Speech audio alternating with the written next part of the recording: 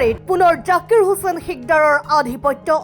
কংগ্ৰেছৰ জয়ৰ ধাৰা অব্যাহত পাকা বেতবাৰীত কংগ্ৰেছৰ দখলত 3 জিলা পৰিষদ 2খন আঞ্চলিক পঞ্চায়ত গঠনৰ দিশে কংগ্ৰেছে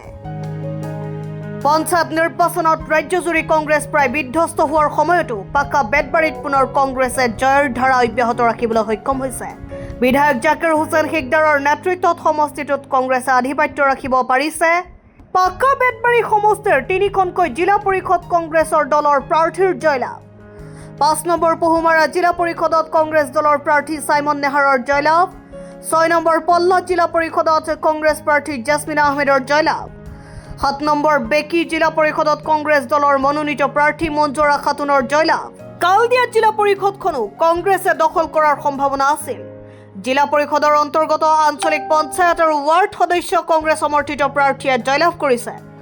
কিন্তু জিলা পৰিষদৰ সদস্য পদত কংগ্ৰেছৰ প্ৰাৰ্থী বাছনিৰ বাবে সম্ভাৱনা থকাৰ পিছতো ৰাইজে ভোট নিদিলে বিধায়ক জাকিৰ হুছেইন শিকদাৰক স্থানীয় ৰাইজে প্ৰাৰ্থী প্ৰদানৰ ক্ষেত্ৰত বিৰোধিতা কৰিছিল যদিও ৰাইজৰ মতক উপেক্ষা কৰাৰ পৰিণাম ভোগ কৰিবলগীয়া হ'ল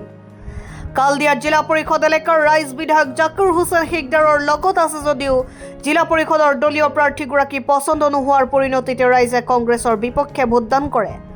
যাৰ বাবে এই আসনখন কংগ্ৰেছে হেৰুৱাবলগীয়া হ'ল ইপিনে পাক্কা বেতবাৰী সমষ্টিৰ 2খন আঞ্চলিক পঞ্চায়তত কংগ্ৰেছে একক সংখ্যা গৰিষ্ঠতা লাভ কৰি 2খন আঞ্চলিক পঞ্চায়ত গঠন কৰাৰ দিশে অগ্ৰসৰ হৈছে পাক্কা বেতবাৰী আঞ্চলিক পঞ্চায়ত আৰু ৰূপসী ঘিলাজাৰী আঞ্চলিক পঞ্চায়ত কংগ্ৰেছৰ দখলৰ দিশে আমাদের 2 প্রার্থীকে আপনারা ইনশাআল্লাহ ভোটটা দিবেন আগামী 7 তারিখে আপনারা তো নিজেই দিবেন আপনাদের নিজের পাশের বাড়ি আপনাদের আত্মীয় স্বজন ইষ্টি কুটুম্ব আপনাদের সাহসিনাকে আপনাদের ওয়ার্ডের মানুষগুলো সবাইকে ইসমাইল হোসেন নীলিমা খাতুন সবার বাড়িতে যাওয়া দরকার তো সবার বাড়িতে যাওয়ার সময়ের জন্য পারবে না তাই আপনারা ইসমাইল হোসেন আর আমাদের নীলিমা খাতুনের গার্জেন ভাই বন্ধু হয়ে পিতৃ মাতৃ হয়ে মা বাবা হয়ে সবার কাছে ভোটটা চাইবেন দোয়াটা চাইবেন আর আমি আজকের মিটিংয়ে যা যা কথা বলে গেছি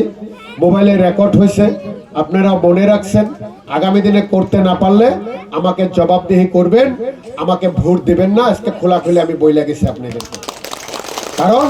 আমি চাই আগামী 7 তারিখে হাতের ছবিতে ভোট দিয়ে ইসমাইল হোসেনকে জেলা পরিষদ জিতিয়ে নীলিমা খাতুনকে কাউন্সিলর জিতিয়ে দুইজনকে আমার দুই পাশে দাঁড়ানোর জন্য সুযোগ দেন তাদেরকে নিয়ে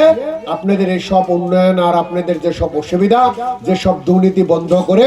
একটা আমরা ভালো পঞ্চায়েত করব আপনাদেরকে ন্যায় দিব আপনাদেরকে উন্নয়ন দিব এই কথাটুকু বলার জন্য আপনাদের মাঝখানে এসেছি ইনশাআল্লাহ বিদায় নেব আমাকে একটা সবাই সাহস দিবেন যে আপনারা আপনাদের ভোট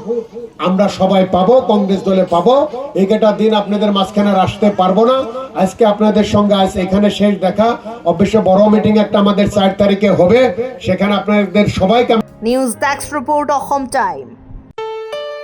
ঘৰত আনন্দ আৰু সম্পৰ্কৰ চমক বজাই ৰাখিবলৈ জৰুৰী হৈছে সকলো আনন্দময় মুহূৰ্তত মৰমৰ উপহাৰ দিয়াটো সেইবাবে মধুশ্ৰী জুৱেলাৰ্ছে আনিছে সকলো ৰঙীন ক্ষণৰ বাবে বিশেষ গহনা হীৰাৰে হওক সোণৰে হওক বা ৰূপৰে হওক শ্ৰেষ্ঠ ডিজাইনছ আৰু হলমাৰ্কযুক্ত গহনাই ৰাখে সম্পৰ্কক নিখুঁত তেনেহ'লে আজিয়ে আনক আনন্দ মধুশ্ৰী জুৱেলাৰ্ছৰ সৈতে